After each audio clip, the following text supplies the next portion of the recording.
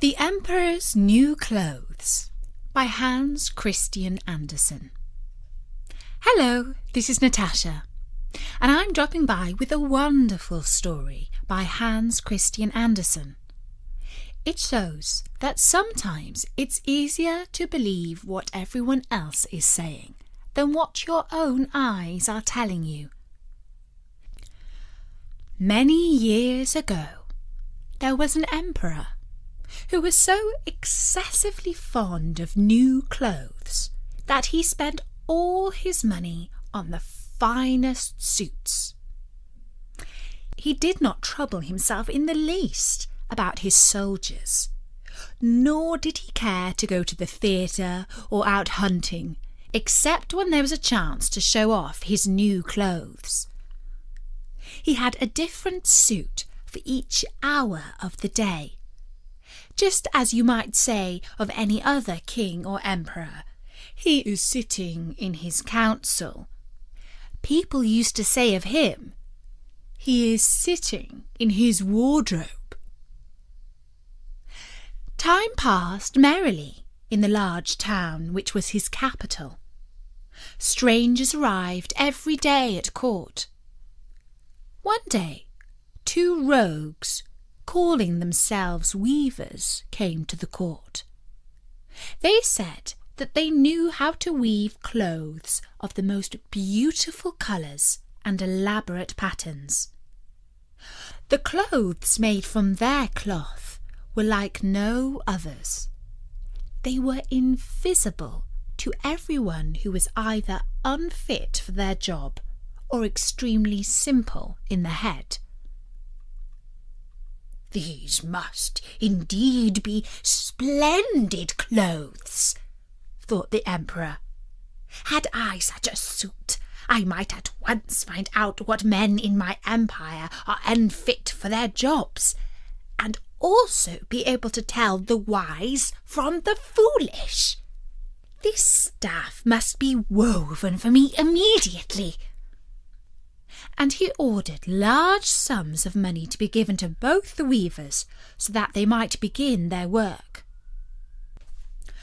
So the 2 false weavers set up 2 looms and pretended to work very busily, though in reality they did nothing at all.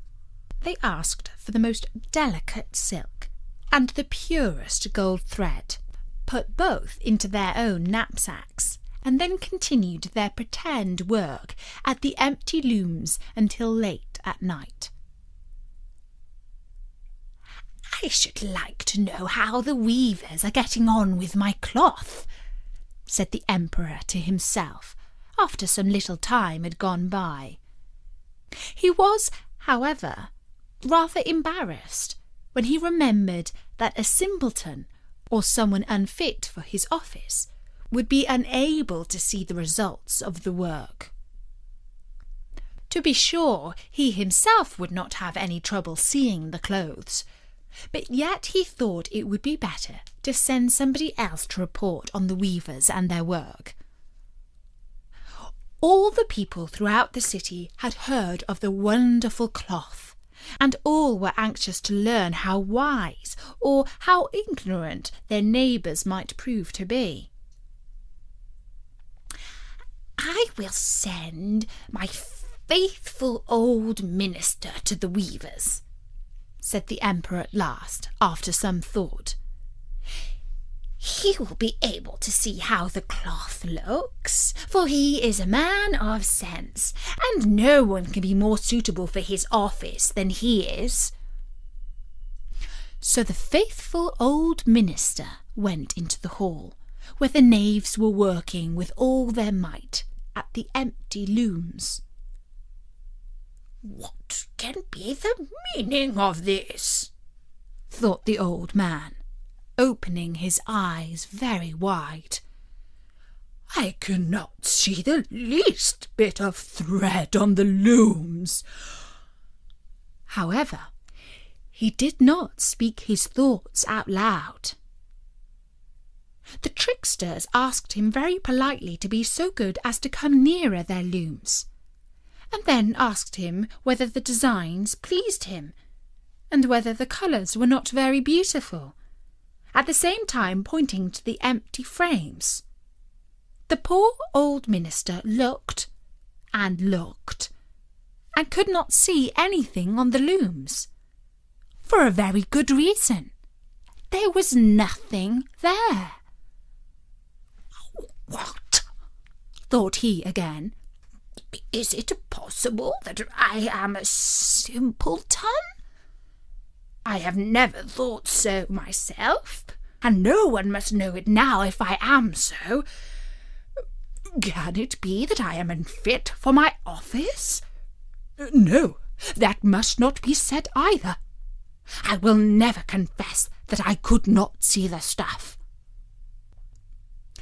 "Well, sir, minister," said one of the knaves, still pretending to work, "you do not say whether the stuff pleases you." "Oh, it is excellent," replied the old minister, looking at the looms through his spectacles. "This pattern and the colours, yes, I will tell the emperor without delay how very beautiful I think them." "We shall be much obliged to you," said the impostors, and then they named the different colours and described the pattern of the pretended stuff. The old minister listened attentively to their words in order that he might repeat them to the emperor, and then the knaves asked for more silk and gold, saying that it was necessary to complete what they had done. However, they put all that was given to them into their knapsacks and continued to work with as much pretend effort as before at their empty looms. The emperor now sent another officer to his court to see how the men were getting on, and to find out whether the cloth would soon be ready. It was just the same with this gentleman as with the minister. He looked at the looms on all sides, but could see nothing at all but the empty frames. "Does not the stuff appear as beautiful to you as it did to my lord the minister?" asked the impostors of the emperor's second ambassador, at the same time making the same gesture as before and talking of the design and colours which were not there. "I am certainly not stupid," thought the messenger. "It must be that I am not fit for my good well-paid job. That is very odd. However, no one shall know anything about it." And therefore he praised the stuff he could not see and declared that he was delighted with both colours and patterns. "Indeed, please your imperial majesty," said he to the emperor when he returned, "the cloth which the weavers are preparing is extraordinarily magnificent." The whole city was talking of the splendid cloth which the emperor had ordered to be woven at his own expense. And now the emperor for himself wished to see the costly manufacture while it was still in the loom. Accompanied by a select number of officers of the court, among whom were the two honest men who had already admired the cloth, he went to the crafty impostors, who, as soon as they knew the emperor was on his way, went on working more hard than ever, although they still did not pass a single thread through the looms. "Is not the work absolutely magnificent?" said the two officers of the crown who had already been before. "If your majesty would only be pleased to look at it, what a splendid design! What glorious colours!" And at the same time they pointed to the empty frames, for they imagined that everyone else could see this exquisite piece of workmanship. "How is this?" said the Emperor to himself. "I can see nothing. This is indeed a terrible affair. Am I a simpleton, or am I unfit to be an emperor? That would be the worst thing that could happen. Oh, the cloth is charming," said he aloud. "It has my complete approval." And he smiled most graciously and looked closely at the empty looms, for on no account would he say that he could not see what two of the officers of his court had praised so much. All his retinue now strained their eyes, hoping to discover something on the looms, but they could see no more than the others. Nevertheless, they all exclaimed, "How beautiful!" and advised His Majesty to have some new clothes made from this splendid material for the public procession which was due to take place soon. "Magnificent! Charming! Excellent!" everyone said on all sides. And everyone was unusually cheerful. The Emperor shared in the general satisfaction, and presented the impostors with a riband of an order of knighthood, to be worn on their buttonholes, and the title of gentlemen weavers. The rogues sat up the whole night before the day on which the procession was about to take place, and had 16 lights burning, so that everyone might see how anxious they were to finish the Emperor's new suit. They pretended to roll the cloths off the looms, cut the air with their scissors, and sewed with needles without any thread in them. "See!" cried they at last. "The Emperor's new clothes are ready." And now the Emperor, with all the grandees of his court, came to the weavers, and the rogues raised their arms as if holding something up, saying, "Here are your Majesty's trousers. Here is the scarf. Here is the cloak. The whole suit is as light as a cobweb. One might fancy one has nothing on at all when one is dressed in it. That, however, is the great virtue of this delicate cloth." "Yes, indeed," said all the courtiers, although not one of them could see anything of this exquisite manufacture. "If your Imperial Majesty will be graciously pleased to take off your clothes, we will fit on the new suit in front of the looking-glass." The Emperor was accordingly undressed, and the rogues pretended to array him in his new suit.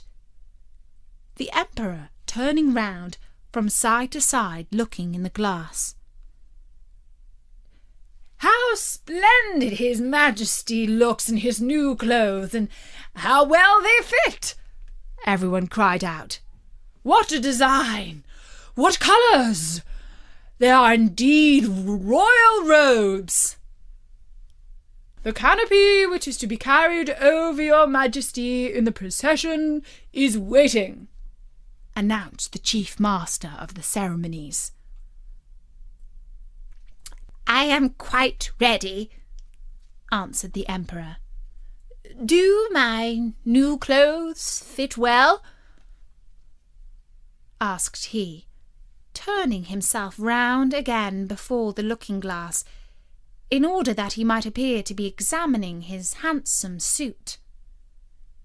The lords of the bedchamber, who were to carry His Majesty's train, felt about on the ground as if they were lifting up the ends of the robes, and pretended to be carrying something, for they would by no means let anyone see that they were simple or unfit for their jobs.